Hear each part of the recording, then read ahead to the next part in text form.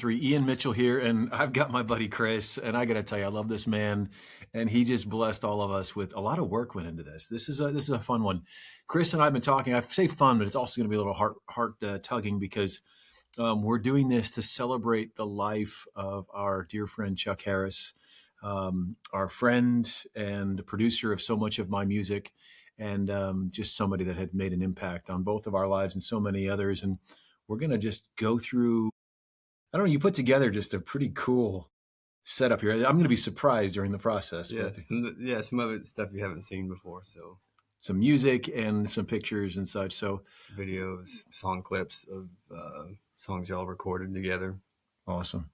Well, let's go on a journey celebrating the life of Chuck Harris, somebody that blessed us and so many others. And if Mickey and you're watching, just tell you we love your husband and thank you for sharing him with us. Okay, here we go. That's Chuck. Yeah, man. Look at that. This is like, well, that was Chuck and Max on the previous one. And this is us just doing some, I'm just based on like my goatee. And I don't know, I look a couple years younger there. Early on. Yeah, man, this has got to be in the beginning. I almost want to zoom in here and take a look at what project we're working on. I think this was a studio. Actually, I know the project we're working on.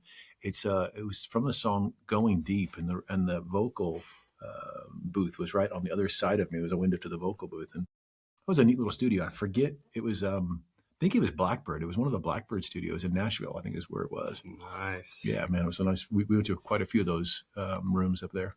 It's a good studio. And then Chuck and Kim Sandusky. Kim Sandusky, look at that vest, man.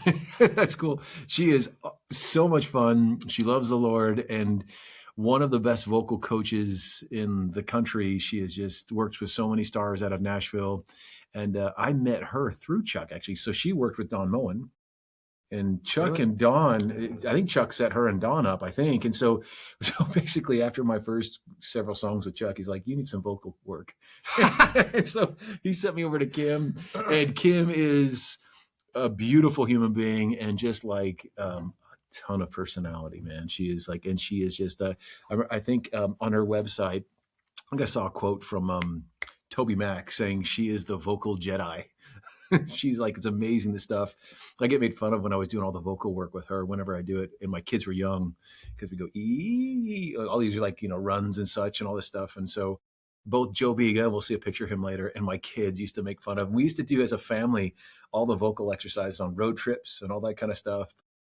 It's because of Chuck that I know Kim. And Kim give us a taste. Heck no. But because of Chuck, I've got to know so many of my close friends, including you, brother. This man wasn't in my life, man. I'd be a whole lot of less friends than I have today. Yeah, Chuck definitely connected a lot of people, paths of life. Yeah, this is us working at his home studio. That was a pretty cool setup he had.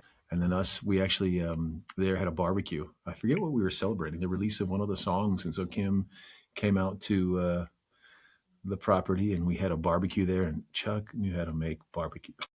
Yeah. Oh my Loved cooking.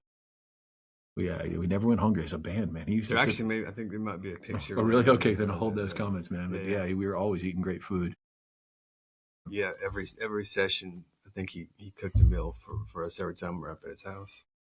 That actually makes me want to shave off the beard and go back to the goatee. Get rid of some gray. About 60% of my gray will go away. Yeah. So those are some kind of pictures of Chuck and Kim, and just kind of an entry of who he is. Any thoughts that you have on Chuck? He was just an amazing human being all across the board, like one of a kind, not replaceable. Just a great human being, man. Great friend. It's amazing. Father. The bands he'd worked with too, as far as an engineer and producer, man. I can't tell you how many especially in contemporary Christian music in the 90s and early 2000s. I mean, I don't know if there was a band he didn't work with. I mean, I'd throw out names all the time. Oh yeah, I did their record. I did that record. I did this record. I mean, tons of big names. And I was always just floored sitting there listening to, who he got to work with in that space. Yeah, I think he got started engineering too out in California and San Francisco. Forget his name, guitar player for Steve Miller Band. Oh, really? Yeah. Oh, cool. He started kind of like assisting and helping him out. And then he also, didn't he intern for, was it Steve Green? Oh, it I'm talking about? It'll come to me after we do all this, but it was amazing that he just had so many doors open for him, partially because he's just such a gentle spirit, a good human being, loved the Lord, but then also was so talented, man. What he could Yeah, hear was unbelievable. I mean, clearly had a it gift. really was 100%, man.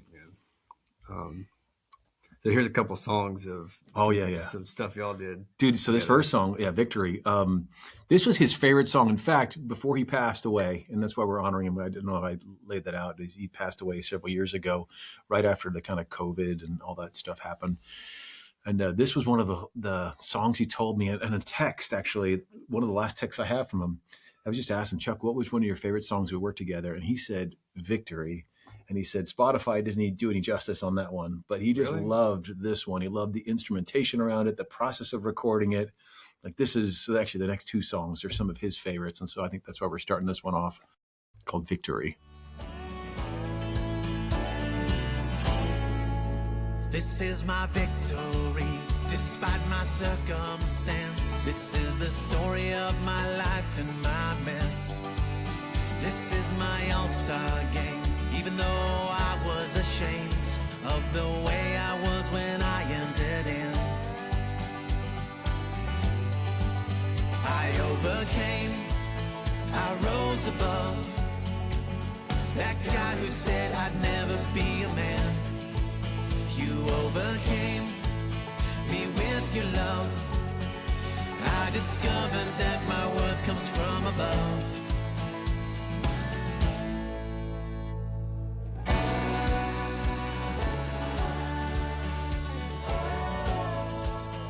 Tell you, he just had the ability to take these little raw clips. I mean, you've been working with me long enough. I'll just take these raw kind of songs that come to me, and I know the chord progression, and he'd lay out the arrangements and make every one. When you look at the music we worked on, they're all so textured.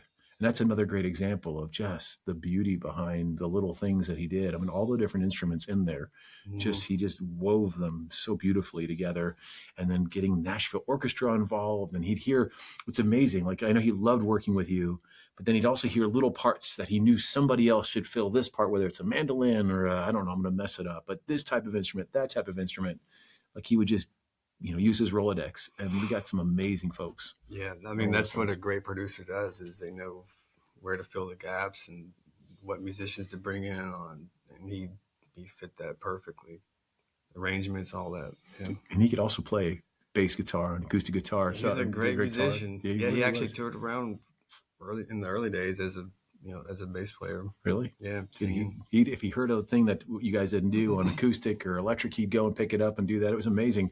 And I think he could do a lot of that himself. But the thing I loved about him is he worked through people in his network, and he got amazing people involved. And Mhm. I'm still meeting. I mean, we just met somebody, DJ, a couple months ago, where it's like, I thought I was meeting him for the first time. And he's like, oh, yeah, no, I worked on one of your songs or whatever. Yeah, And so same background vocals. yeah, it happens once a year. I'll meet somebody that's like, oh yeah, Chuck brought me on for one of your songs. And it was really, really cool. It's always fun to feel the people that he used to bring in. Totally. I love that. I kind of think of from a business perspective. I always look at that too. We're in the people business, and I love just bringing new people in and getting their fingerprint and them involved. It's just he did that so beautifully through music. 100%. This next one, Speaking of a good musician, actually, there's a clip here of us working in the studio on this song, and he sang the scratch vocal, I think, because you were out traveling. yeah, So he did the scratch vocal to kind of get.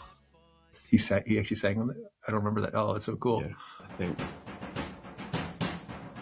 Tim. that's Tim Newton, by the way. We'll see him later on. This was the making of that last song. He's playing the front of the The drum. front of the drum, which is cool. Yeah, Tim's another dude that just hears things that are just like every time he would do. Yeah, check it out. And for those that haven't been involved in the studio process of making music and it coming to life, I don't know. I'd argue there's nothing better than that. I mean, having a child probably is better, but when you're as a musician, you get to see, especially as a writer, and hearing a song that is in my head one way, and then you see it just in love become something, especially with Chuck, 99.9% of the time, what was in my head was 10 times, 100 times better when Chuck put his fingerprint on it with all you guys was unbelievable. Yeah, totally. The discovery process of it is where that love, the love of it comes in. One thing I love about Chuck is I used to do a lot of traveling for work. I was leading the fraud practice at PwC, and I was in 4 or 5 cities every single week, traveling all over the place. But I get these songs, and I get home and write them, and I'd share them with him, and then we got to the point we had worked on. I mean, how many songs? You counted how many songs we had done together. I mean, it's in the 30s, I think, right? With Chuck, I think it was about 30. And so the first 5 or so, we were filling each other out. The next 5, we started finding a sound, and then the last 20, it became like it was unspoken. And so I'd come, get off a flight, I'd go and drive up to his house over in Dunlap, and then literally sit down and show him 3 songs, and he'd go good, bad, good, or good, bad, or whatever. And like we just sit there and and then he'd say, I got it. Work with you guys. And I missed not being in the studio with you guys during that season. I've seen the creation, but he would send me as I would be on airplanes, dude. I would get on. He knew how much the music was important to me, and he would send me every time there was something material progress. And I lived for those little MP3 files I'd get from him, and I just listened to him over and over again while I was on flying from California to Toronto or Toronto to wherever it was. It was so cool to get those. This next one is super important. It's Old Man's Game, and I remember this came from the idea of like he was talking about. I'd heard some interview talking about music as a young man's game, and I'm sitting there going, well, I mean, at that point, I'm probably early 40s, and I'm thinking, and then my dad's in my life, and I'm seeing him. And he was in his 70s at the time, and I saw Chuck, and he's obviously not young, but he's not an old man, but he's not young. And I started thinking about, for me, the wisdom that I had as I've gotten older, that I'm gaining as I get older. And then the people that I love around me, like Joe Biga and the people that are older than me, I'm like, actually, no, it's the old man's game, everything on its head, and the songs we sing and what we think about, how we approach problems. For me, I look at myself 10 years ago, let alone 20 years ago. And I think, wow, if I only thought this way, but there's just something that you can't replace with time. It's true. That's what this song's about. This song's about making mistakes, but then realizing that like I'm a different person now. And so this is a song that I don't remember if we playlist pushed this one or whatever, but it just caught on. And all of a sudden, this was just one of those, it was like, I mean, I think it was actually picked up by Spotify. And this is one of those that just, I think it resonated with probably an older generation. And he loved this song, and he sang background vocals on this song, which I love it for that reason. Yeah.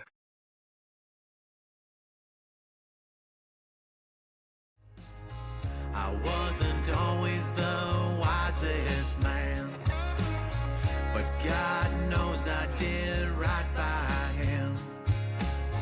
I know I hurt a few folks.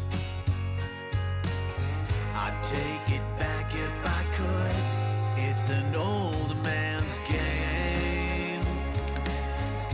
It's an old man's game. I realize that I got things wrong, but I'm man enough to carry on. It's an old man's game. It's an old man's game.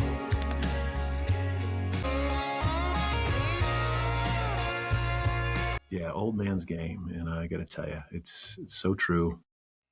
As we were talking, I don't know if we were going to talk about this later. We were talking earlier about AI. Everything's changing in music. And it's so funny because nothing will make you feel older than, I was telling Chris that there's a guy that's a tech genius on my team. He's helped me with the Noble and Mission Omega, and he's just as technology awesome. And he's just a great, not a human being, but just an innovator. And he was at a staff meeting for the Noble, and he basically said, I'm now a songwriter. And so he started putting out through AI, he's putting out music. And so he's been writing like poems, I guess. Tells this AI, what's the name of it? Sono, or is it Sono or something like that? Tells the AI what to do, and then it makes these really awesome songs. Suno, that's what it is, Suno. And it's really cool. So he actually, at staff meeting last week, he told the team, or maybe 2 weeks ago, my passion right now is making music. I'm a songwriter. And I'm like sitting there going, wow, times have changed. And so anyway, it's, I don't know what made me think of that, but old man's game. It makes you wonder what Chuck would say, what his perspective on the AI music these days would be. Think about the miss. Like one of the things, if we go and record, we bring so many interesting people in.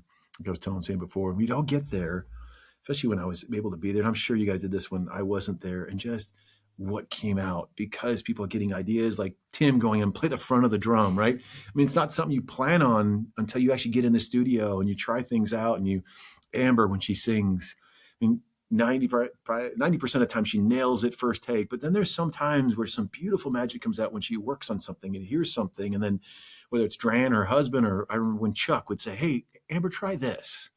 And oh my gosh, it was just unbelievable. And so that is going to be hard to capture through AI. I don't know. Yeah. A whole nother world. Whole nother world. Next song, the staple of probably any time I go out and play.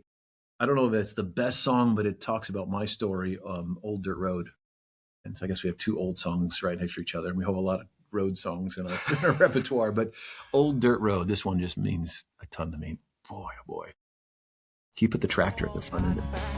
Been burned up and broken on down. My mind was spent and my passion left town. This is a song about a man that could rise from the ashes, still do some good. Find a new passion down the old dirt road, make a new life, a life worth living. This is a song about a man that could rise from the ashes, still do some good. Find a new passion down the old dirt road, make a new life, a life worth living.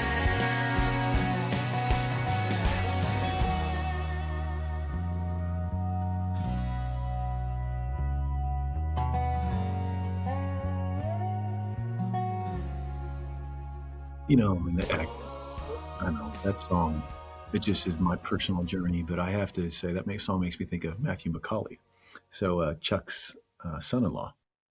The reason it makes me think of it, that song was written, and I remember going to share it with, Matthew is a great songwriter, an unbelievable singer, worship leader. Yeah, there's pictures of him. Is it really? So when you see him, remember the story. So I remember when I brought that song and we went to where Matthew was working at Chattanooga House of Prayer. We went up to a little studio he had there. I was sitting on his couch there, and I was so nervous to play this in front of Matthew. I don't know if Matthew ever knows that. I was so nervous to play that song in front of him, and he's like, okay. And so Chuck worked with his son-in-law on that song. And it's funny, I had the original recording of it, and my original recording was pretty close to what you hear. But Matthew added one line in that song. Really? The one line he added that song that I didn't write, that Matthew wrote, and I guess I got to give him song credit for, right? I should be it somewhere. We need to fix that. A life worth living. That's his line. No kidding. Dude, that was like going from, because it was just the two choruses next to each other, and he said a life worth living, and that's Matthew's fingerprint on that song. Now, I say it's Matthew, but also it could have been Matthew and Chuck. I don't know how that worked, but the two of them, father-in-law, son-in-law, working together, and some of their music that Matthew and his wife have put together, it's like, they're such an unbelievable team. Micah, yeah. But, yeah, that song's... It makes you want to sing it with a English accent. Yeah, because it's British. The beginning of that song too, I had this, told Chuck, I was like, in the beginning of that song, because I live out in the middle of nowhere outside Chattanooga, and I pass a lot of old trucks and stuff. And I was like, Chuck, I hear like at the beginning of that song, like an old beat up truck. And he found that sound clip. And so the beginning of that song is that old beat up truck kind of driving down the road. And so that's Chuck cool. made that happen. Yeah. Nice touch. Next is... Oh, yeah. Let's see. We have some pictures, right? No, Live Without These Things. And all the things I don't want anymore. Take my price, I can't be bought. Take my life at any cost. It's not worth anything. 'Cause I'd rather live without these things. Chuck really related to that song too. I mean, I think any man that's kind of gone through, there's so much in person in general, but has gone through so much in life can relate. That was one. It's interesting. What I remember about that song is I just wanted a raw feeling on that. And Kim Sandusky produced so many of my vocals in real time when we recorded. And that was after we had done, I think, over 10 songs with Kim. that was one of those. I just wanted that raw feeling, unpolished singing, just like. And so we got in there and we sang, and I did. I mean, I think that was one pass. We did it on purpose, and I just. It doesn't sound like it but I just gave it everything and was raw and just. I don't know. I'm sure he had a click track on there, but it just was like, it was just me locked in, just giving everything I had in that song and that performance. And so that's what we just tried to do, is grab the rawness of that song. And I just love that. I mean, that's not only like we talked about it. I love opening with that song. It's a good, reminder for myself of why I do the things I do. And yeah. 100%. Yeah. So we got some pictures now, right? Is that what's going on now? Dude, let's see them. Yeah, there's Matthew and Chuck. I love those pants. Only Matthew can pull off. I mean, he is the sharpest dresser I know. I think you've ever seen him go to his events, and he wears kilts. I mean, he does. He was. I think it's really cool here. You'd have him on as a guest soon. That would be a blast. People would just love hearing him talk. I would love it. I wouldn't have to say very much because he just to hear him. No, dude, he went from a worship pastor and a connector in like the community of Chattanooga in the music world. And then he got into real estate, and now he's like one of the top real estate agents in Chattanooga. He's doing like luxury homes, and he still does music, and his wife's a pastor, and he just is like, yeah, he's thriving as one of the top real estate agents in Chattanooga. It's so cool. And I got to connect him with a guy, Marcus Dilly, the great friend of mine from Charlotte. Marcus was in a boy band. It wasn't 98 Degrees. It was one of the other ones. And he was also a real estate agent in Charlotte. And Matthew and Charlotte like went into business together in two different cities. I mean, it was so cool how the world of connections and two musicians and beautiful people kind of, I mean, they did magic together, but Matthew is now, honestly, I'd say probably the best in the city. Yeah. Real estate tycoon. Yeah, that's what he is. That's what he is. I remember when he was trying about, like, I don't know what I'm going to do career-wise. And he was exploring everything and then just got into real estate. It was such a cool journey. Wow. That was a cool studio. I think that was Blackbird, and we don't need to go back, but that was Blackbird. And they had these that was one of the big studios they had there. It was a Martina McBride studio. And they had like 3 or 4 or 5 studios, but that was the main kind of old room that all the big bands had recorded, in the history that was in that room before. Maybe you want to show it. The history that was in, that's the console of it. The people, like when you walk in, there's all these pictures of bands that you'd all know just lined. And there were different like sound chambers or sound like resonance kind of reverb chambers, big tall rooms and big. I mean, it was just amazing what was in that facility. Phenomenal studio. It was cool. Yeah, I've been in some cool studios, but that was that's a good one. Yeah. Let's see what we got. I think this was a gathering. The next one I saw was it's in Chuck's studio, and this is Kim Sandusky and her husband Ray, and then Mickey Ann, Chuck's wife, is in the back there, and my daughter and my wife and my youngest son in the back. And I can't tell. I think that might be Lenora, who used to be my personal assistant. I think that's Lenora in the back there. It was just really cool to get so many families and friends together, and man, so many good memories. Making music. Music is a reason to bring folks together. Absolutely. Here we go again. Joe Biga. So you see Lenore in the back there. And then Joe Biga. So the song Joe, you guys, if you haven't checked it out, listen to the song Joe. Please be praying for Joe. He's going through health stuff. I won't talk about it now. One of the most beautiful human beings on the planet. Former monk, left the monastery and like 42 years old and has lived a life for the Lord. And every time I go to different studios, Joe would always be with me. And he's gotten to see a whole lot of studios. And then my kids are there on the couch, and Kim's there, and I don't know what studio that is. That was another really cool studio. Yeah. And this is, this is at another studio in Nashville. It was at one of these guys' house.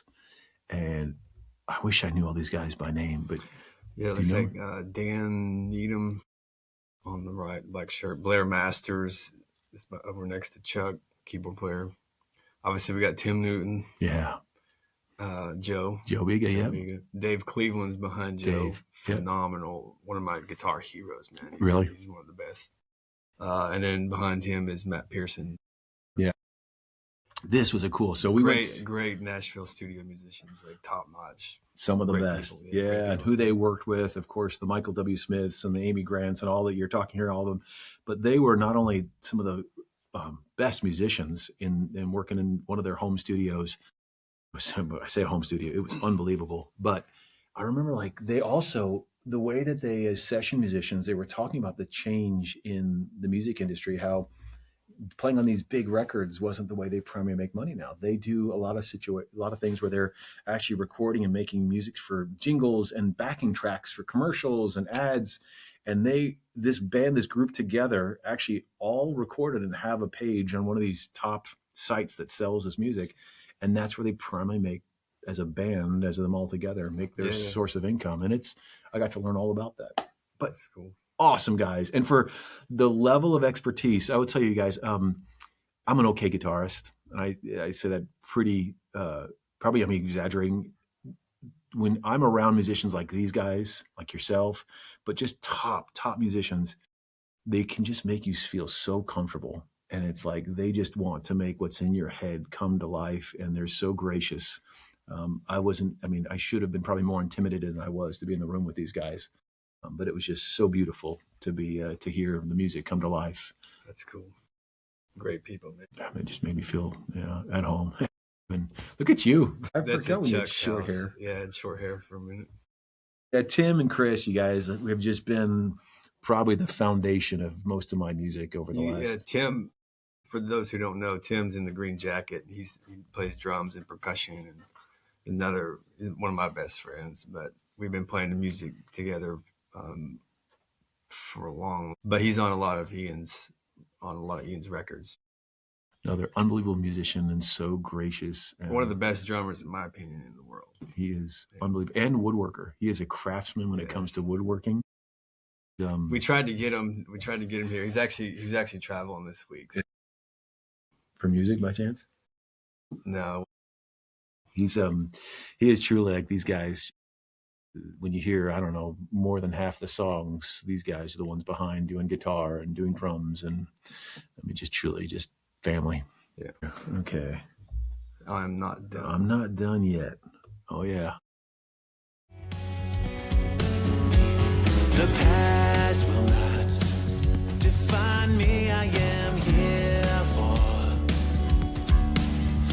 a purpose. I am not done yet. I am not done yet. I am not done yet. Long as this body has a breath, I am not done yet. There is so much this world has to offer, so much beauty I have not seen yet. My dad, I had somebody playing. Yeah, it definitely was a real trumpet. Yeah, he did a great job on production on that. I know it was I forget the guy's name, but it was a real trumpet player on it. That's the song you guys hear at the end of the M3 show. I'm not done yet. And that's honestly probably the song. Those words, I'm not done yet, probably stick in my head on a regular basis, just of me operating my daily life. And honestly, I almost want to put God's not done yet too, and all this chaos in the world that I just think of. That's just such a meaningful song. And we took a simple song that's got the same 4 chords the entire time and made it sound awesome. It turned out nice. It turned out great. Speaking of that, here's a clip in here.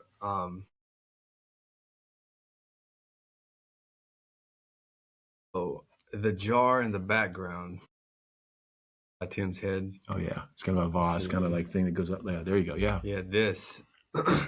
It's either this jar or another jar bass that is he had 2 vases in the studio. I think they were Mickey Ann's vases. I might be wrong about that, but on the end of this, the outro of I'm Not Done Yet, Tim grabbed one of the vases and they mic'd it up and he was playing it. So you hear that percussion, that sound. That's Tim playing one of Mickey Ann's vases. Oh, are you serious? Yeah, that like, it's either the one in the picture or maybe a different one. I was asking Tim, we couldn't remember, but so this part here, let's see. I am not done yet. I am not done yet. Long as this body has a breath, I am not done yet.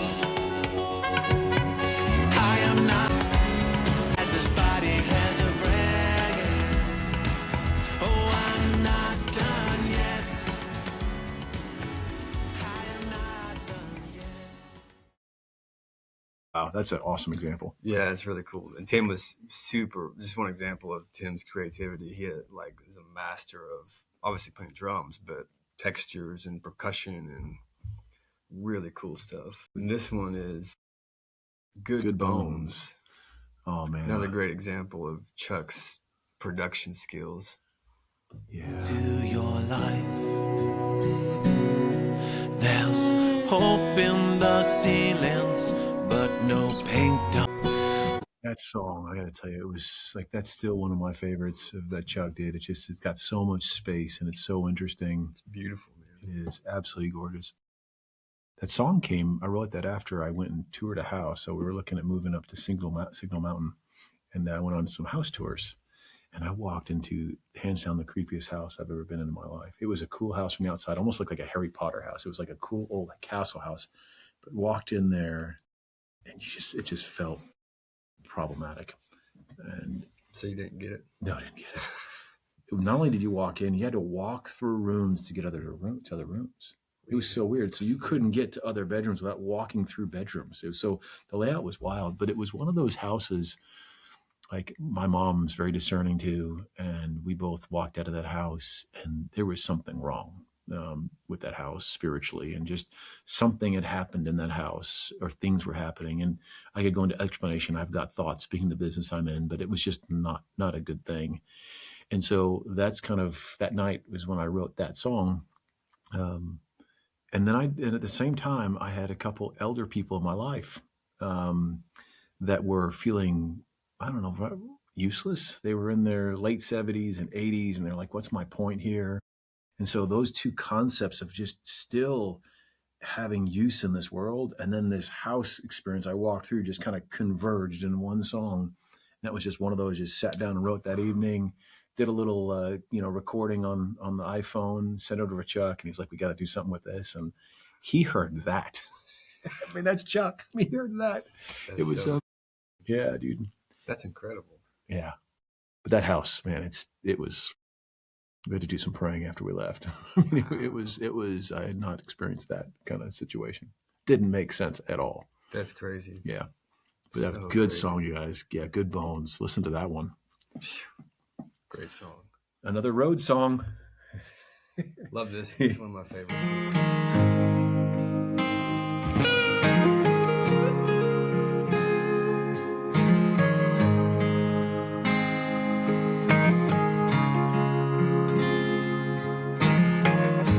Tell me what I'm feeling right now.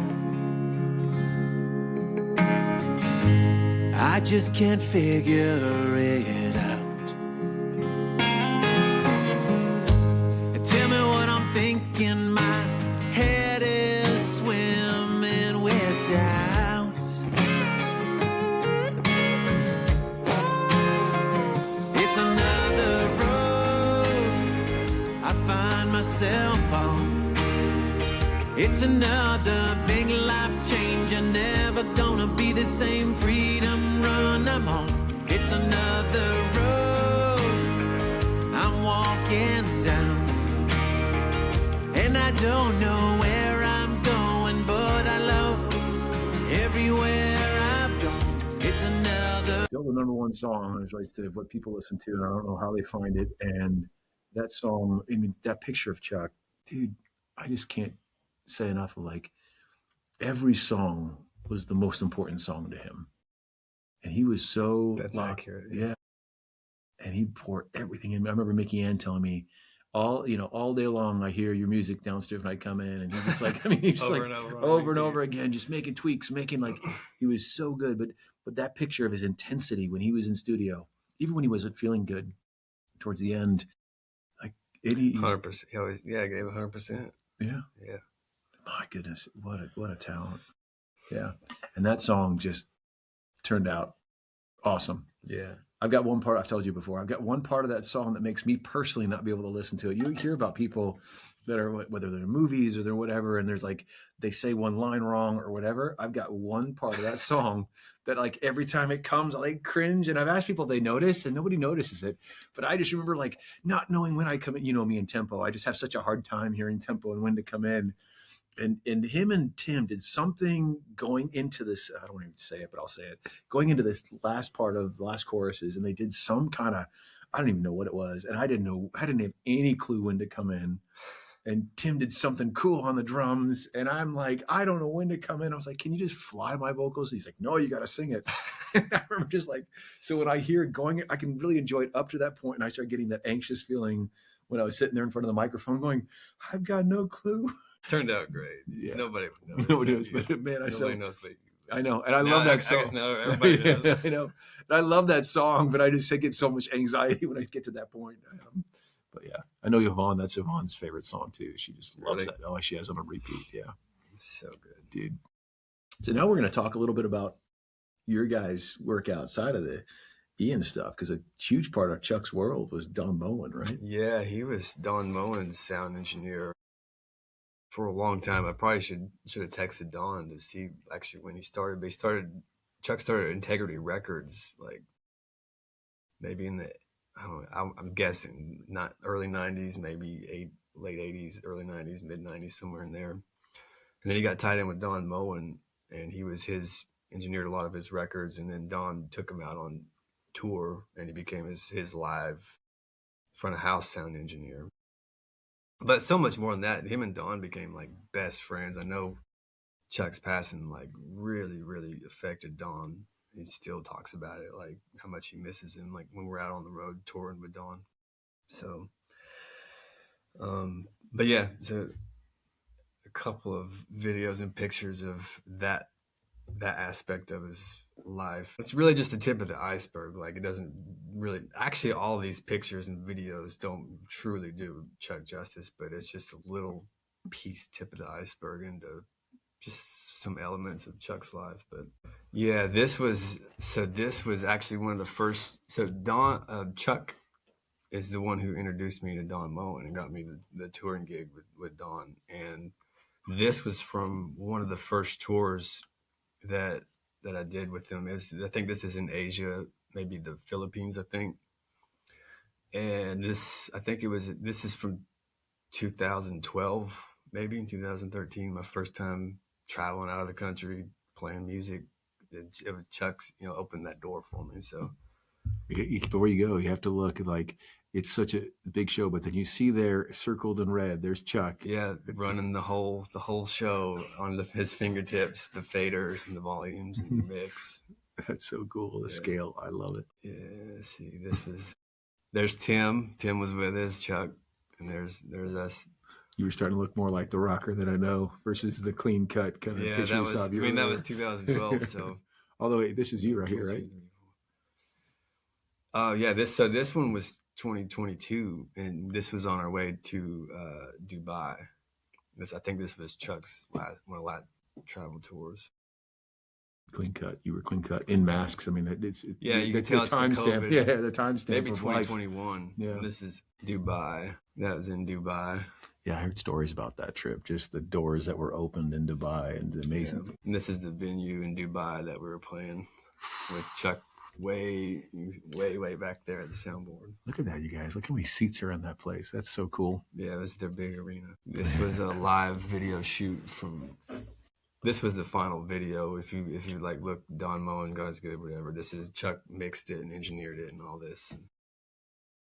Yeah, I remember seeing him work on that when I'd come over. He'd have two projects, one working on one of my songs and then working on this. And again, it goes back to just the amount of love that he put, the love he had for that man. Mm-hmm. I don't know Don like you do by any means. I've only interacted with him a handful of times. And the piece he carries, and I could see him and Chuck just work so beautifully together just because of it. They did. They also had a lot of fun joking around. Did they really? Oh, yeah. Which was a trip where Chuck came back with the cat poop coffee? Remember that? Yeah. Do you remember that? I mean, he was always feeding us and making, we were eating great. I don't know if that's still coming up or not. But one of the things he came, you got to try this coffee. Cats eat the beans, and then they it goes to their digestive tract, and it comes out. I forget what country it's from. It's like a specific country. But I tried it. It was good, man. I tried it. I mean, it was good coffee. I don't know that I finished the bag. I think I finished my cup of coffee, but it was one of those I had to just try it. Try it, yeah. This is in the studio at one of the live video shoots a different one. But And glorify your name. Lord, I stand amazed at what I see. Great is your mercy toward me, your loving kindness toward me, your tender mercies I see day after day. just a quick peek into his world. I think I got one more. Yeah, this is kind of the behind the scenes of all the microphones and there's keyboards and drums, and he's got it all mic'd up, controlling all the sound. That's Dave Cleveland. And use your ear too, Chuck, of course. We did a thing together. And there's Chuck going back in the control room. Running the show. Yeah. There it is. His gentle command of everything. Phew. This was at his studio, but I love this picture because I feel like it portrays like, obviously he's one of these, but like it just like he's a servant at heart. Like that was one aspect of who he was just a servant, man. Like, Man, he blessed everybody he interacted with, and folks that didn't know him for years felt like they did. It was amazing. He was yeah. It's I don't know how many years, about 6 years, 7 years I worked with him, and it was truly became one of the closest friendships. Just honestly, I go back and revisit texts, even now. I mean, I was just in his text thread about a month ago. really? Just watching how, just his character, his love, even when he wasn't feeling well. It just was, yeah. That's actually a great point, man. We were out on a Canada tour when his kidneys were failing, and on that one we actually happened to be roommates, and he was really struggling physically, but he never complained once, never mentioned it. He had such like a great just spirit and attitude, and like I remember his legs were swelling up real bad. He was having some really some significant health issues, but like if you were just talking to him, you had no idea. Like he never complained once. Is that the last of the Don Moen kind of stuff? Yeah. Now we got a set of songs that like the things that challenge the heck out of him. But thank goodness for his son Christian. Yeah. Speaking of, I think we have a picture. Oh, really? Yeah, here he is. Yeah, there we go. Christian's in the middle with the blue shirt. Yeah, awesome, handsome young man. He's an Air Force pilot or something like that. He's a pilot, right? He's or something like that. He's amazing. Military, yeah. It's what a group there. I remember taking that picture. I mean, that ridiculous goatee tied in it, but yeah, man. And it's interesting when I told him, hey, there's like a whole set of EDM songs that we did where I just heard a digital feel, and Chuck asked his son Christian to jump in, and Christian, I mean, super talented. He could have easily created a career in music, but he had a heart for everything. I think it was planes, everything. Like Christian is one of those guys that he can do whatever he wants. Like anything he does phenomenally well. The music, military, it doesn't matter. I think I flying just planes. Met several of his kids. I worked with Connor and obviously Mike. I mean, I like they were all just unbelievable human beings. He raised such a great family. Yeah. Him and Mickey Ann. I'm going to give Mickey Ann a little bit more credit there.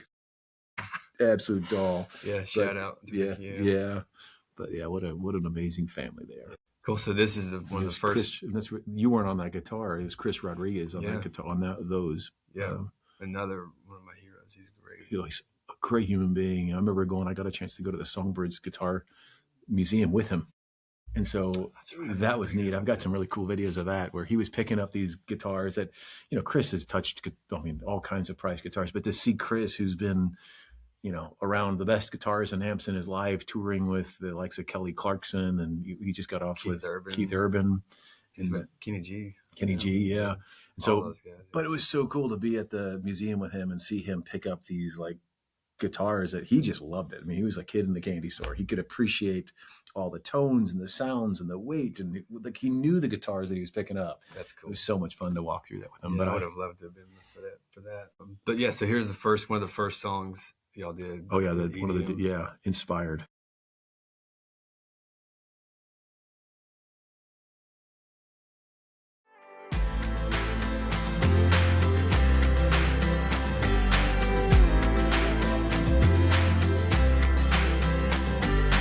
I want to be inspired. Oh, lift me up much higher. I long for tongues of fire to dance upon my soul. Oh, lift me up, Lord Jesus. Oh, show me the way. Still one of my personal favorites. And I remember I was driving by my parents' house in Texas, and that talks about in Matthew talks about what the kingdom of heaven looks like, and it's one of the stories goes, it's a man that finds a treasure in a field and sells everything. And I just had this image. I knew the image of this tree that I wanted to have, because it's like I found a tree and I just pictured that treasure being at the foot of a tree, kind of being buried there. And I remember driving at my parents' house and seeing that tree, and I knew that that was the tree that was on the album. And I jumped out of my car, took the picture, and it like that image matched, and for whatever reason matched the songs. I mean, I sure I could add like pictures of boats and nets and all that, but that tree was like No really kidding. cool. Yeah, it's really neat. That's crazy, man. Yeah, That's cool. So that song means a whole lot. Where was to it? me. Where was that at? Like what city? It was outside of Wills Point, Texas, where they used to live. Yeah, it was No out in the kidding. middle of nowhere. I mean, and I saw that tree in that field, and I'm like, yeah. But that song, I was so happy with how that turned out, and that was one of those. I just felt like I wrote it in Cincinnati, and I just had always been with me, and played it for Chuck, and I was like, he just captured it. Christian in him just captured it perfectly. Yeah. On the next, we got Isaiah 58. another pop. Yeah, the real kind of, in my mind, this is like dance music kind of thing. This is straight out of the scripture, Isaiah 58. I wrote this after I had a traumatic brain injury in Cincinnati. So I hit my head on a ledge, and I was hospitalized twice because of, I don't know, brain swelling or stem swelling from a concussion. And so, dude, the last time I couldn't get out of my car, my wife had to drag me to the car. She got me to the hospital, and she drugged me out. And they basically said, hey, you have to sit by your kids. But in my recovery time, I was reading Isaiah 58, and I just felt like, I mean, and I just heard this whole song. And so I remember recording it with little effects on it. But the original scratch recording that I shared with Chuck was when I literally couldn't think my way out of a paper bag. I remember I couldn't end up driving, but I remember when I actually drove one point, I went to go fill up with gas, and I couldn't remember my zip code. And I had to take, first time in my life, FMLA. And I wasn't able to work, as I could not think at all. I mean, it was crazy. What year was that? Oh man, it's before we moved here. So probably 13 years ago, something like that, 12 years ago. Wow. Yeah, it was maybe a little less than that, but yeah, 11 years ago. That's crazy. I didn't know that. Yeah. It's one of my 3 near-death experiences. Only that was the second one. Yeah. Yeah. But that's when this song all came to me, and I loved it. I loved the way it turned out. Yeah. But it challenged the heck out of him.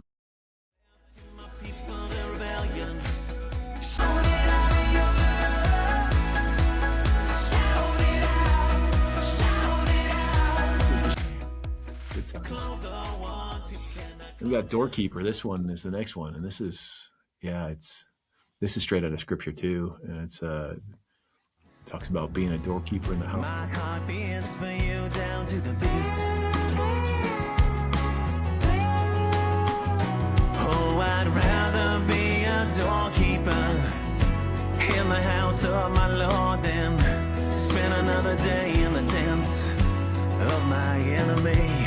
I'd rather be a doorkeeper in the house of my Lord than to spend another day in the tent of my enemy.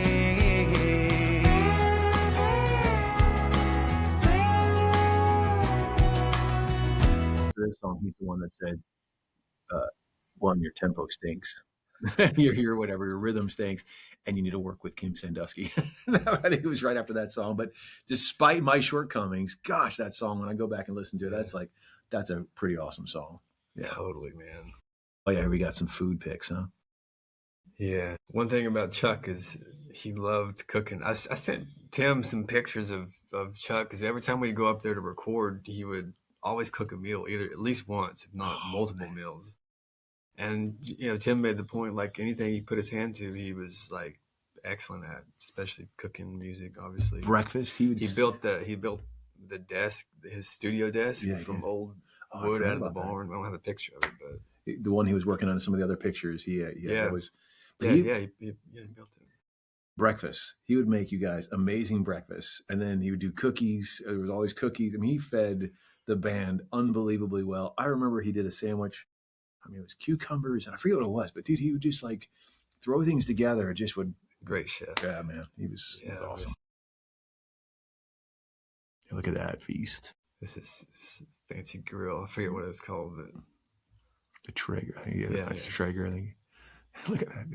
It was always just part of the experience. Like he just go up to record at Chuck's meal. This video is me and Tim we went up and like on a Friday night worked on some music, stayed over at Chuck's because I think you were out of town traveling and Mickey Ann was out of town. So me and Tim and Chuck just all hung out recording on some of your songs, and then he cooked us this nice steak with the butter, rosemary, garlic. Oh, actually. Those cast iron pans. That's what he did. Oh, yeah.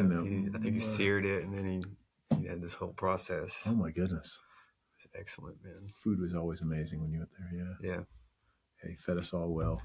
Things I got to see him. Tim and I went to go visit him in the hospital right before he passed, and I've told the story before, but he was like one unbelievably peaceful. He was so, even in then we brought him a couple of little gifts, peaceful, but he was glowing.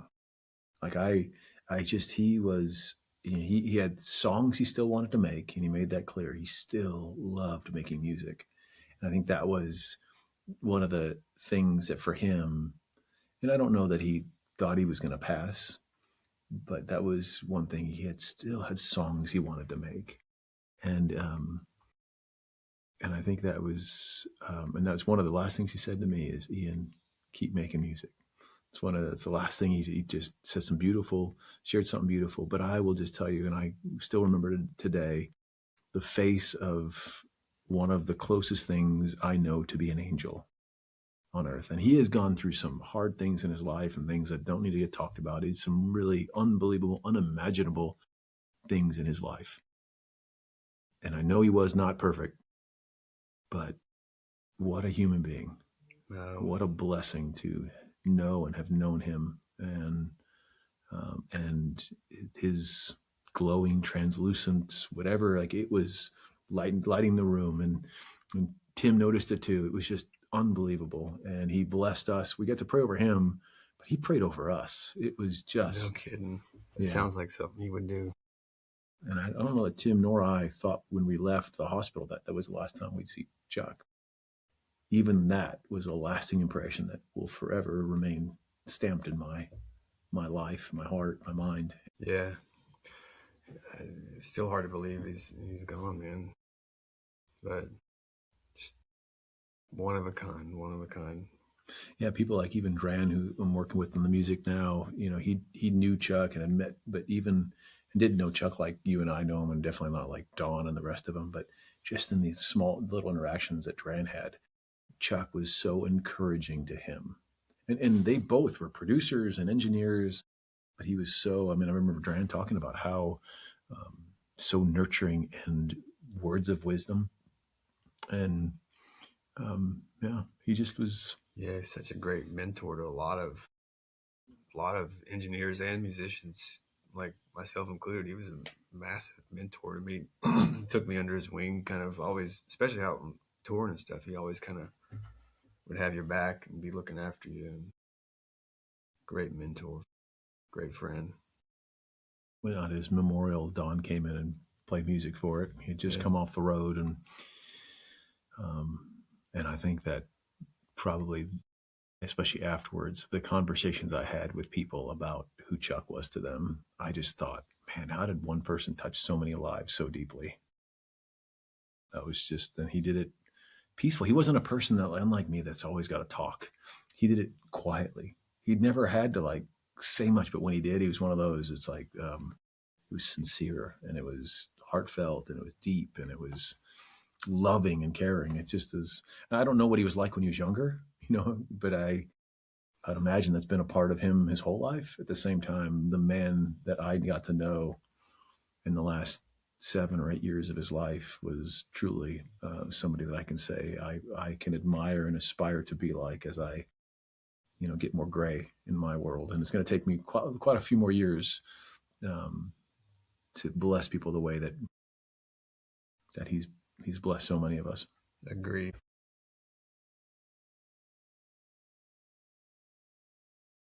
The Lord does so much to help us grow in our lives. There's pruning things that happen. There's difficult things that happen, and they're all to draw us closer to Him, I think, and to help us grow and become better people. And I think if I'm looking for 2020 to be over, I think that's totally understandable.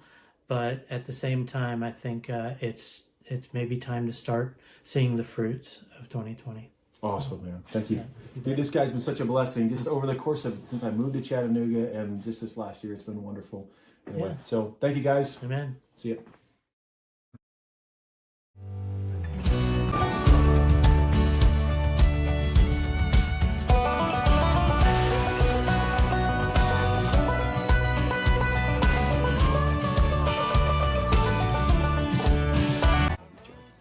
Thank you, brother, for putting this together. It was beautiful. It was wonderful to go down memory lane and to experience Chuck and him still be just with us. Yeah, and again, this is just a small speck over tip of the iceberg of who Chuck was, what he's done, who he's impacted. I wish we could show, I don't know what it's like, all the records he's done and touched, because I can imagine so many of the people that are listening would be surprised to know that Chuck worked on so much of the songs. It would be just crazy to see the list. I know when he went over it, I couldn't believe it. And I would just bring random bands up. Oh yeah, I work with them, or I knew them, or I remember when they came into my studio the first time. And it's like, oh my gosh, all the people that I just loved their music. Thank you, brother, for putting that together, man. I love you. Thank you for doing that, man. Yeah. I really appreciate it. Thank you, Bree, as always. M3, thank you for going on that memory journey with us, sharing, of course, music, but more importantly, the human being, the person of Chuck Harris that blessed and loved us, loved the Lord with all his heart, and expressed that through music, and just was so eager to share his gifts and talents with all of us, not just musically, but as a human being, through food and through love and conversation and mentorship and encouragement.